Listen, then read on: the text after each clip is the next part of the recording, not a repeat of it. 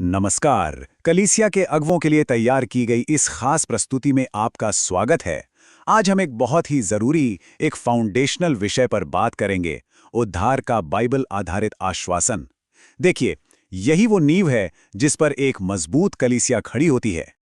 तो एक अगुवे के तौर पर यह सवाल हमारे मन में हमेशा रहता है ना, कि जो नए विश्वासी हैं वो अपने विश्वास में एक मजबूत, एक अटूट आश्वासन कैसे पा सकते हैं, खासकर जब हम उन्हें गाइड कर रहे होते हैं।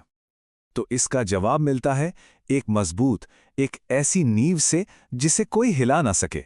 इस पूरी चर्चा में हम उन्हीं मुख्य सच्चाइयों को देखेंगे जो उद्धार के बाइबल आधारित आश्वासन पर आधारित 21 पाठों से ली गई हैं। ये हमें वो नींव बनाने में मदद करेंगी। तो चलिए शुरू करते हैं। हर तरह के आश्वासन का जो स्टार्टिंग पॉइंट है, जो शुरुआती बिंदु है, वो है परमेश्वर का वचन। तो सबसे पहले बाइबल के अधिकार और उसके मकसद को समझना बहुत जरूरी है। ये बात कितनी गहरी है। परिचय में कहा गया है कि इस पुस्तक में जो कहा गया है उसे करने से राष्ट्र समृद्ध, प्रगतिशील और रहने के लिए अद्भुत स्थान बन सकते हैं। इसका मतलब ये है कि बाइबल सिखाने का जो मकसद है वो सिर्फ किसी एक इंसान को बदलने तक नहीं है, बल्कि इसका असर तो पूरे समाज और पूरे देश पर पड़ सकता है। तो परमेश्वर का वचन करता क्या है? देखिए, ये सिर्फ ज्ञान की किताब नहीं है, बल्कि ये हमारी शिष्यता के लिए एक प्रैक्टिकल टूल है। ये हमें उद्धार पाने के लिए समझदार बनाता है, हमें सिखाता है, हमारी गलतियों को सुधारता है और एक मजबूत आध्यात्मिक जीवन जीने के लिए जो कुछ भी चाहिए वो सब कुछ हमें देता है।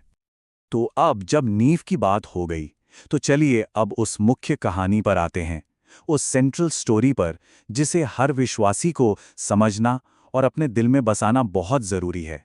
उद्धार की कहानी की शुरुआत होती है इंसान की सबसे बड़ी और बुनियादी समस्या को समझने से। रोमियो 5:12 हमें बताता है कि कैसे एक इंसान की वजह से पाप दुनिया में आया और पाप से मौत, और इस तरह हम सब परमेश्वर से अलग हो गए।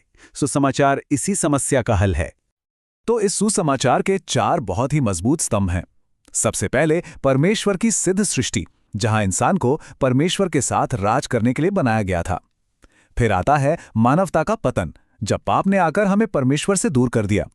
लेकिन फिर परमेश्वर ने हल दिया, क्रूस पर मसीह का बलिदान, जहां यीशु ने हमारे पापों की सजा खुद पर ले ली। और आखिर में पुनरुत्थान की जबरदस्त जीत, जहां परमेश्वर ने यीशु को मौत से जिलाकर पाप और मृत्यु पर हमेशा के लिए विजय पाई।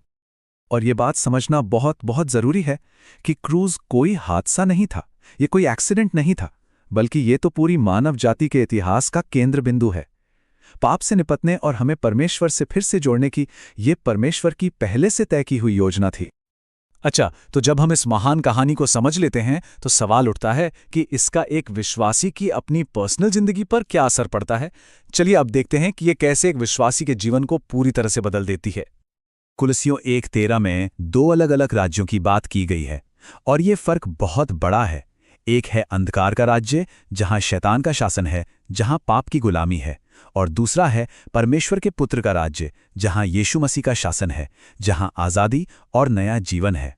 उद्धार का मतलब है एक राज्य से निकलकर दूसरे राज्य में सचमुच में ट्रांसफर हो जाना, गुलामी से आज़ादी की ओर और मौत से जिंदगी की ओर।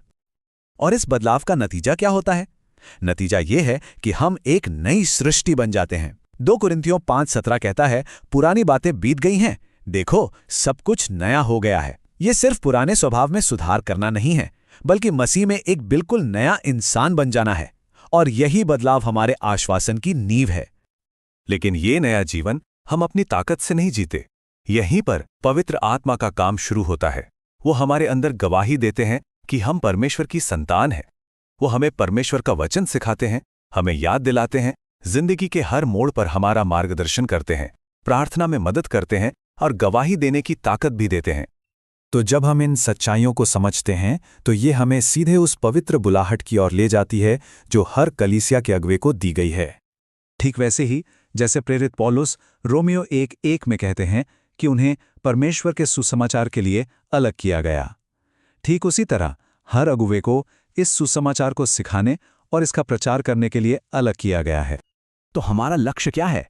लक्ष्य बहुत साफ है, ये पक्का करना कि हर एक विश्वासी को अपने विश्वास की एक मजबूत बाइबल आधारित समझ हो, ताकि वो शक और अनिश्चितता से निकलकर एक ऐसे आश्वासन में जिएं जिसे कोई हिला ना सके।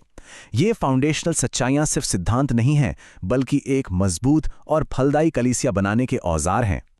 तो सवाल ये है, इस सच्चाई से किसे लैस किया जाना चाहिए?